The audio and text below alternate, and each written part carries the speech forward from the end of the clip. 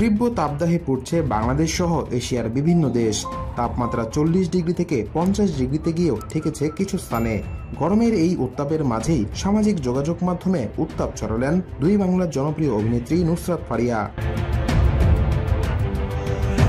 বুধবার সকালে নিজের ফেসবুক অ্যাকাউন্টে একটি ছবি প্রকাশ করেছেন ফারিয়া, যেখানে শুধু অন্তর্বাস পরিহিত অবস্থায় দেখা মিলেছে তার। কোনো একটি বিচের ধারেই ছবিটি তুলেছেন এই অভিনেত্রী, যদিও সেই স্থানের বিষয়টি উল্লেখ করেননি তিনি। নুসরাত ফারিয়ার এই বিকিনি লুক রীতিমতো ঝড় তুলেছে সোশ্যাল মিডিয়ায়। ছবিটি পোস্ট করে ক্যাপশনে নায়িকা লিখেছেন, বিটিং দ্য হিট। বোঝাই যাচ্ছে গরমের তীব্রতাকে ঘায়েল করতেই এমন অবতারে হাজির হয়েছেন ফারিয়া। এদিকে ফারিয়া সেই ছবিতে ভক্তরাও মিশ্র প্রতিক্রিয়া ব্যক্ত করেছেন। কেউ কেউ লিখেছেন, সাহসী অভিনেত্রী। কারো মন্তব্য, গরমে উত্তাপ ছড়াচ্ছেন ফারিয়া। আবার কেউ কেউ অকথ্য ভাষায় সমালোচনাও করেছেন অভিনেত্রীর। যদিও সেসবে কান দেননি এই তারকা, তিনি বর্তমানে ব্যস্ত রয়েছেন ভ্যাকেশন মোডে। কয়েকদিন আগে ভারতের গুজরাটের একটি বিশ্ববিদ্যালয়ের গুডউইল অ্যাম্বাসেডর হয়েছেন ফারিয়া।